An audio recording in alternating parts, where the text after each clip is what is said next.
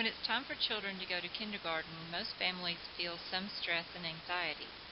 As a parent who has a child with special needs or who requires extra supports to succeed, you may feel even more anxious about this transition and wonder what you can do to help your little one adjust to the change as easily and happily as possible.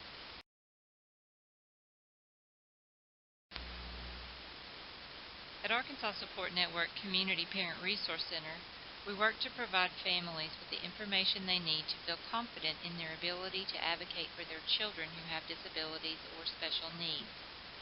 We hope that this presentation will answer some of your questions and encourage you to continue learning as much as you can about the educational process so that you always have the tools you need to help your child succeed.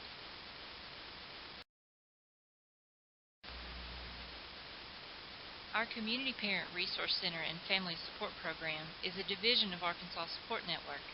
Our office is located at the Family Resource Center, or JTL shop, at 614 East Emma Street in Springdale, Suite 219.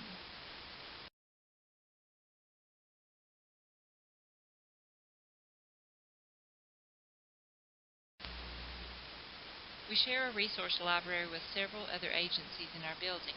The books, videos, and other materials cover topics like special education, specific disabilities, working with children's behavior, and many more. Anyone can check them out for 1 month, and you're welcome to come by and browse. There's also training space in the library where we do face-to-face trainings with parents and professionals. In this training, we'll talk about services available in kindergarten, transition timeline for parents, qualifying for special education services, the individualized education program, behavior and sensory issues, health care plan, and parent involvement in school.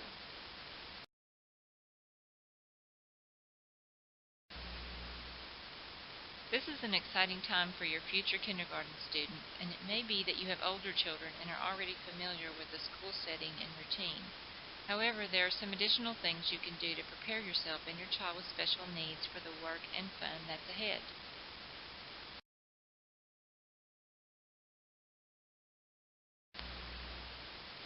If your child is developing at a different rate than other children of the same age and is receiving therapies or other help, you may wonder if he'll be ready in time for kindergarten. The public schools are required by the Individuals with Disabilities Education Act, or IDEA, to provide all children, regardless of their disability, with a free and appropriate public education, so there will be services and supports for him. If he doesn't qualify for special education services, the school should still provide any assistance needed, such as extra academic help. A 504 plan, which we'll talk about a little bit later, might be needed for extra modifications, or a response to intervention plan may be developed if the school wants to decide if they should do further testing. Kindergarten is a time of observation and getting to know the students. If children do not enter school qualifying for special education services, schools are often hesitant to initiate special education testing until they've spent a long time working with the children. This does not mean that testing should not be done, but you may need to be very persistent if you feel strongly that an evaluation should be done. Counseling services can be helpful to children who are struggling with emotions or challenging behavior.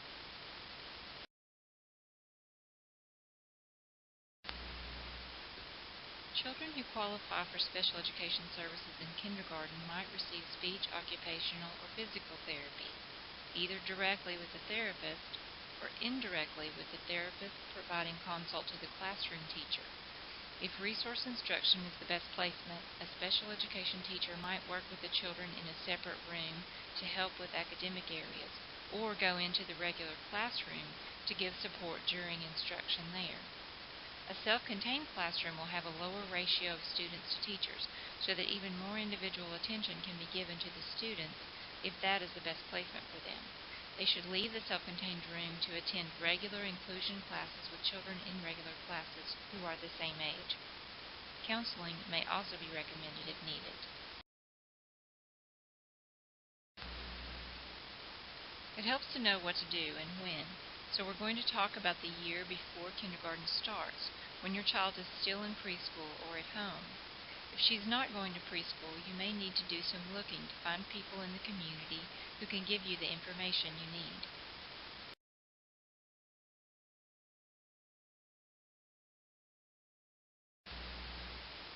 So let's talk about the year before kindergarten. In the fall, it's a good idea to talk with a preschool teacher and therapist about what your child is good at and what he still needs to work on. Make sure you know what goals they have written to help get him ready to go to school. Ask for activities to work on every week at home. If your child is at home during the day, you might go to the school closest to your home and ask for information about kindergarten readiness skills. Find out what staff member at the preschool or the local elementary school will be helping you with the transition meeting and paperwork in the spring. Ask if there is anything you need to be reading or doing to prepare in advance. Call an advocate if you're confused or need more information than what you're receiving at the preschool, or if your child is not in a preschool and you need more information and support. Studies show that one of the very best things you can do to prepare your preschool child for kindergarten is to read to her every day.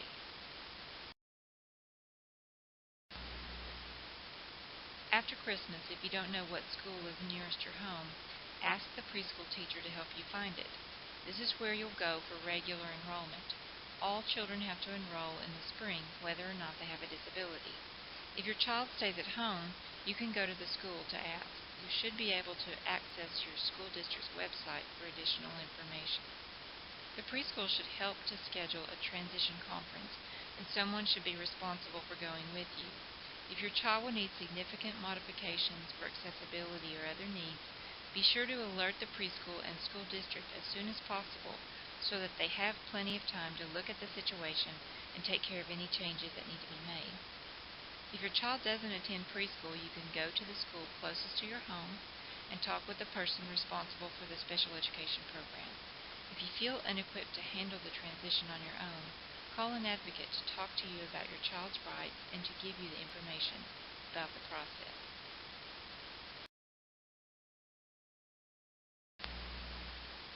In the spring, it's important to do some organizing. This makes it easier to keep up with all of the preschool program forms, the paperwork that comes with kindergarten transition, and any documentation you receive in the coming years. Documents that are part of the special education program are legal forms and very important for your records. As you deal with school-related medical or therapy issues, these papers are your only written evidence of what has been done and said to help your child. You may need them later. A 3-ring binder works very well for all the current reports, goal sheets, and other working documents. You can carry it to conferences so that you have your child's information at your fingertips. A file box or cabinet at home can help you save records as time goes on. Filing documents by the year or grade can help you to find them later.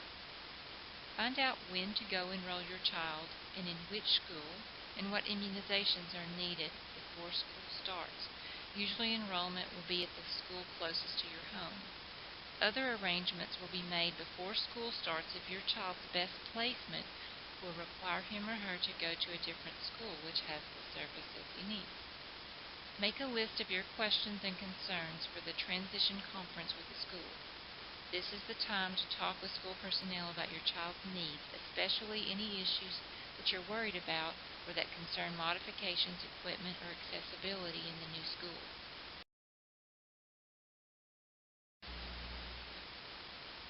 If you know which school your new kindergartner will be attending, ask for a tour so that you can both see what it looks like. This is especially important for children who have extra difficulty with changes. The following is a short video to give you some ideas.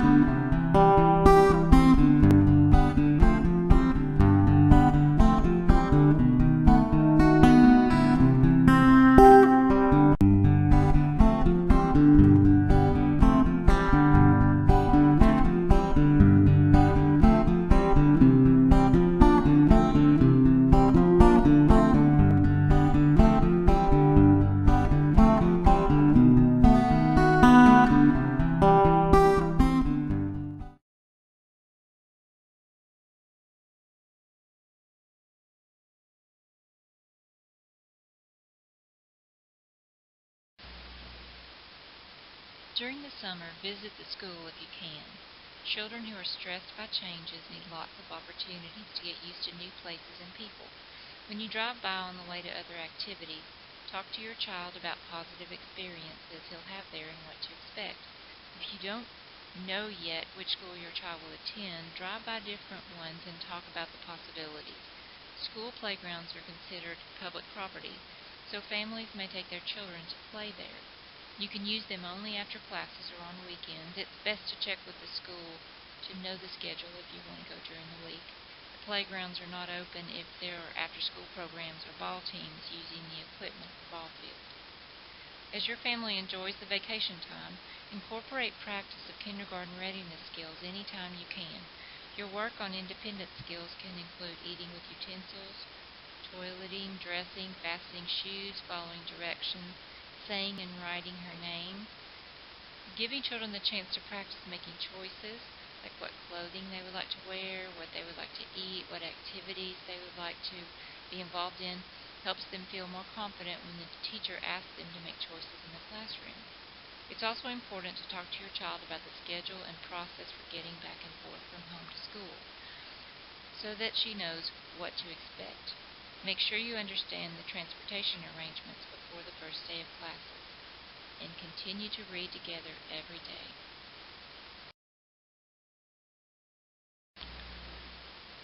In kindergarten, there are more teachers, more students, more classrooms, more buses and cars, more of everything.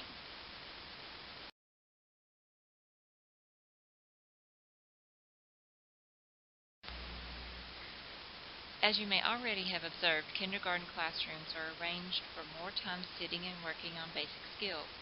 Teachers typically have centers set up where students can focus on practicing reading, math, or language tasks. There's still time to play, but it's time for the children to begin to learn to be a little more independent.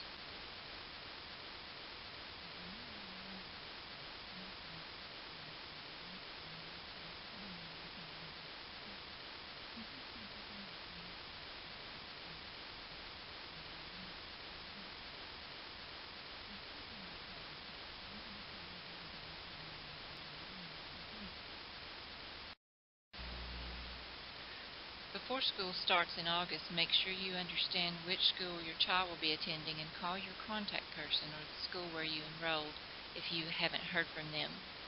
Make sure the teacher understands what equipment and modifications your child needs to start successfully the first week. You can write a letter to the teacher with your child's photo and information that can be helpful. You might take it to the school office the week before classes start, or give it to the teacher the first day. You'll see a sample letter in the handout packet with this training. Depending on the district, the first day of kindergarten may be delayed 1 week after other students begin classes so that teachers can administer a screening assessment to help them understand more about what the new students know. The school should let you know if this is your district's policy.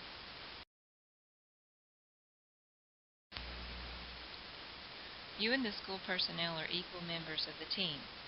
Your participation is so very important because you are the expert when it comes to your child. And don't hesitate to ask for help. The school system and special education program can be confusing for anyone. Look for an educational advocate in your community to help you navigate the system.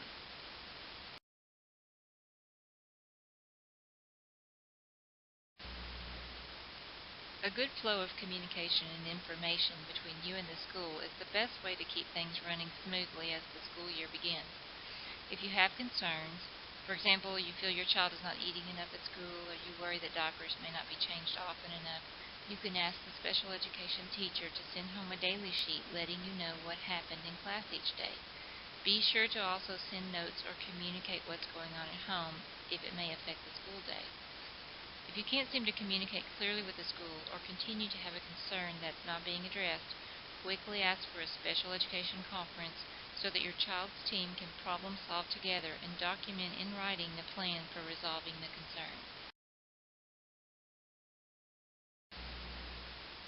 At the beginning of the school year, ask the teacher to let you know if it's better to call, write a note to put in a backpack, email, or meet in person. Find out what he prefers and use that method so that his work with the students is not interrupted.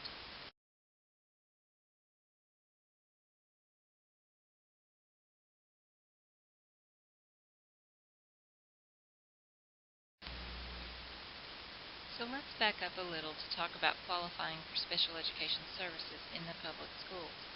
If your child is transitioning from a preschool program to kindergarten, there may already be a special education plan in place which will need to be reviewed by the school to see if other testing is needed.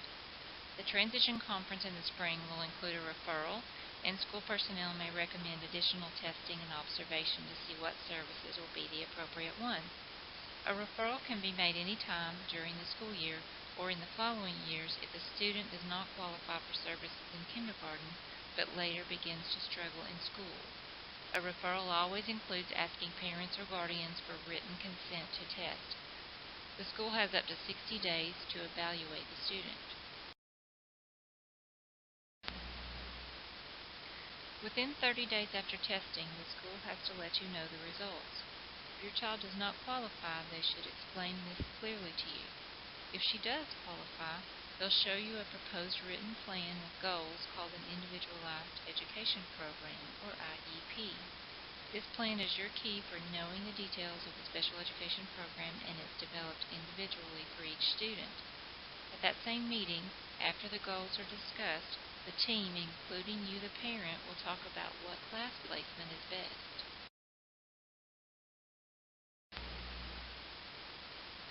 The team should talk about your child's strengths and needs first and what goals are needed to help him learn. Only then should the group decide what class placement and services will be appropriate.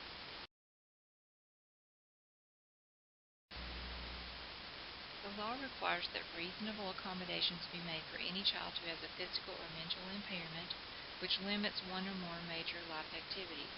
If your child does not qualify for special education services but still has the need for services and supports to receive an equal, free, and appropriate public education, a 504 plan can be developed.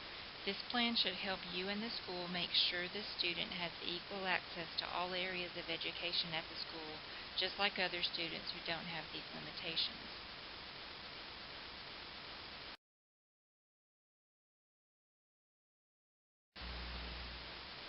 This is the first page of the IEP, or Individualized Education Program. It tells you things like how long the IEP will be current, how much time your child is in regular and special education classes, how much therapy he or she receives, and if special transportation will be provided.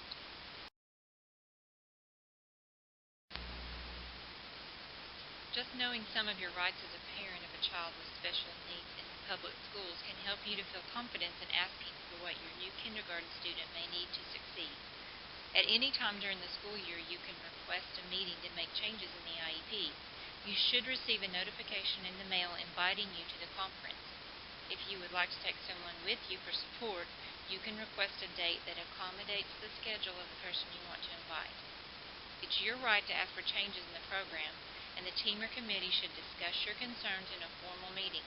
You may not be able to get everything that you request, but you can accomplish a lot just by persisting, asking questions, and understanding that you have the right to do so.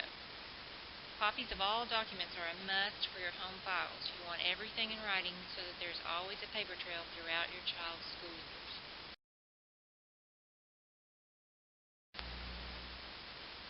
Make sure that your comments and concerns are written in the space provided on page 2 of the IEP so that anyone who reads the IEP can be aware of them. You can bring a written statement about your concerns that can be attached to the IEP if you need more space. A trained mediator can help resolve issues between parents in the public schools. See your resources handout for the Arkansas Special Education Mediation Project website for more information. Filing a state complaint should be a measure reserved for the time when no agreement can be reached. You can get information about this process from the Department of Education website, sections on dispute resolution, as well as local advocacy agencies or the school district itself. This is the second page of the IEP. At the top, you can see the space where parent participation is recorded.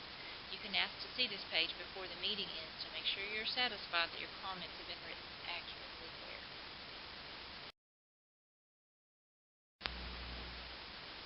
Inside the IEP, you'll find several pages with your child's goals. This is the work that the teachers and other personnel will be doing to help her learn.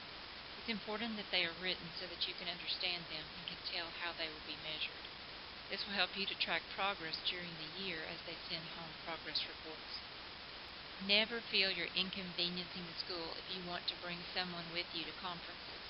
A friend, family member, other support person, or advocate can help you ask questions and remember what has been said in the meeting. There are usually teachers, therapists, and administrators at special education conferences. It may feel a little overwhelming under the friendliest of circumstances, and having someone you know at your side can give you extra confidence to express your opinions about your child's education. If you begin to receive frequent notes from school about your child's behavior, get as much information as you can about what is happening. Regular education teachers and administrators sometimes do not understand how to work with a child with special needs. You can ask the IEP team to meet and address your concerns quickly so that everyone can work together to help. It may be that it's time to develop a behavior plan to add to the IEP.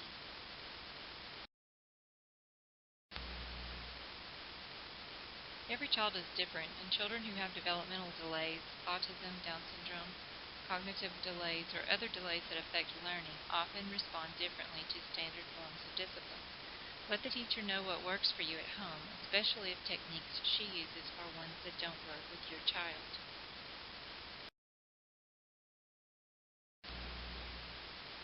The teacher will usually be glad to have any information or suggestion from you that will help him through the first week and throughout the year. This is a team effort, and you know your child better than anyone.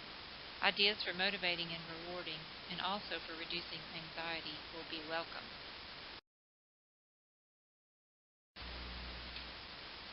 Changes in the schedule that may cause extra stress may be similar to those experienced in preschool. Let the teacher know if any of these or other changes are especially distressing.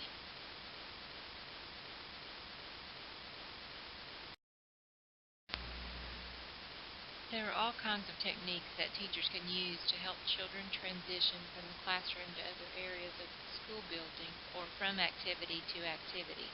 A transition object like a stuffed animal or favorite toy carried to the next activity can help focus the child's attention and reduce anxiety. Some teachers use picture schedules to illustrate each step of the daily routine. Having a buddy to walk with might do the trick, or just a brief rest to calm nerves between tasks can help with the change. Talk to the teacher about options available in her classroom. Many children with developmental delays or disabilities have a hard time tolerating different kinds of sensory stimulation. Our five senses help us to take in the world and learn, but for some children the sensory information can be very stressful. They may experience sound, light, or texture in a way that is distressing to them. Other children may get very upset in a crowd of people or rock back and forth for long periods of time to calm themselves down.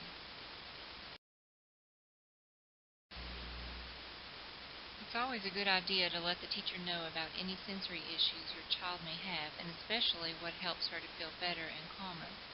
Breaks, physical activity, and sensory activities and objects can all be added to the routine throughout the day. Talk to the teacher about what's available in the classroom. Since the IEP is the legal document detailing the goals and program, you can ask that sensory activities and other supports be written into it. If it's in writing in the IEP, the school has a legal responsibility to follow through with it.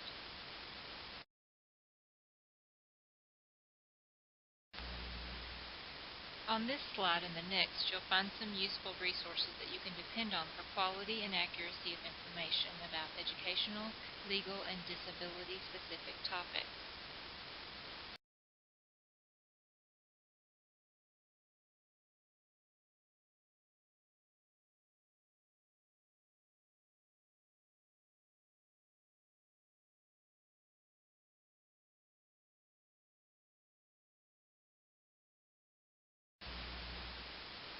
As our training is coming to a close, we wanted to briefly cover a few other topics. If your child is on a special diet, the school will make sure it's followed. They have a doctor's order detailing what's needed.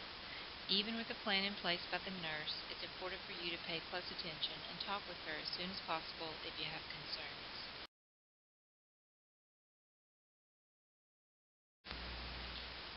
If there are special healthcare needs, the nurse will be responsible for developing a healthcare plan that details exactly how the school personnel should help with that care.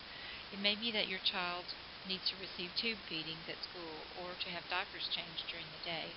Some children have a seizure disorder and need a plan the teacher and personnel must follow if a seizure occurs at school or on the bus. Again, a doctor's order will be required. Always talk with a nurse or someone at school right away if you have concerns about how the health plan is being carried out.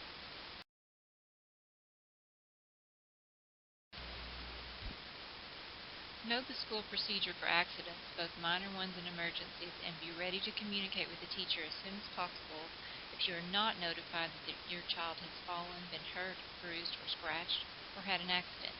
If you have questions or concerns about an incident, it's important to communicate as soon as possible and as calmly as possible with the school personnel so that you can get the most current and correct information about what happened.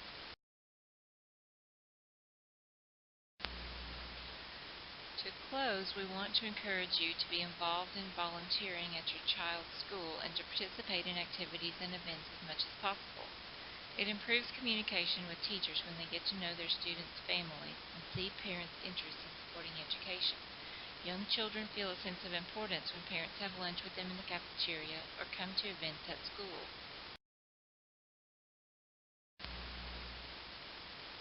Children whose parents spend time at school tend to be more motivated to learn, and studies show that they're more likely to stay in school and graduate. Volunteering helps the teacher and school personnel to have much needed assistance and gives parents a perspective on what's going on at school. If teachers are able to get to know parents, it makes it easier to address concerns when they come up. Most young children are very excited to see their mom or dad at school, but some children may become distressed and be unable to focus on activities with parents there. It's important to talk with the teacher about how he would like to organize volunteer work so that it works for everyone.